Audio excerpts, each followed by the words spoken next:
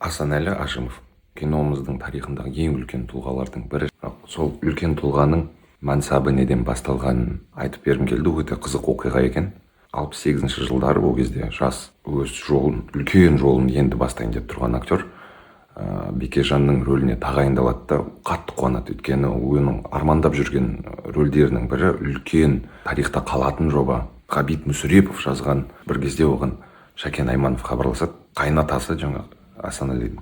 Шәкен Айманов хабарласады да, мен Атаманның ақыры деген керемет бір фильм жазайын деп жатырмын.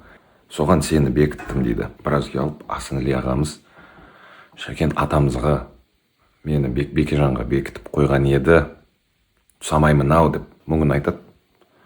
Сонда Шәкен Айманов біраз ойланып, Қыз жібектің режиссері екеуі арнайы Асанәлі Әшімовқа арналған кесте құрады. Мына күні Бекежанды ойнайды, мына күні Шадияровты ойнайды деп. Содан екі фильмге де түседі. Асанәлі Әшімов Қыз жібек пен Асанәлі Әшімов атын алтын әріппен қазақ киносының тарихына жазса, Атаманның ақыры оны бүкіл Совет одағының кинематографиясына танытады. Жалпы қарап тұрсаң, Атаманның ақыры ерекше фильм. Кинематографиямыздың атаманы Шәкен Аймановтың соңғы фильмі. Дегенмен Асанәлі Әшімовты Совет одағына паш еткен фильм. Еліміздің тұңғыш детектив жанрында жазылған, түсірілген фильмі. Шынайы оқиғаға негізделген фильм. Совет одағындағы ең алғашқы франшизалардың бірі десек болады. Совет одағының ең ұзақ франшизасы деген атағы бар. Өйткені 70-ші жылы бірінші бөлімі шықса, Атаман ақыры деген, 77-ші жылы Транссібір экспресс шығады,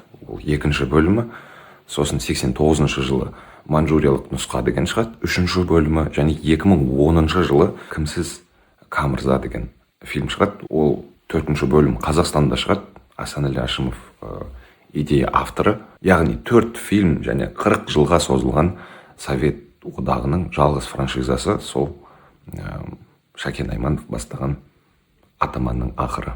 Қызығы, Атаманның ақыры фильмінің сценаристері Андрон Кончаловский және Андрей Тарковский. Тарихта алтын әріппен жазылған адамдар, алтын әріппен жазылған жоба. Бүгін келген хабар сол франшизаны, жалпы сол қазақ фильмінің сол кездегі түсірілген фильмдерін қарап шығудың бірден бір себебі шығар.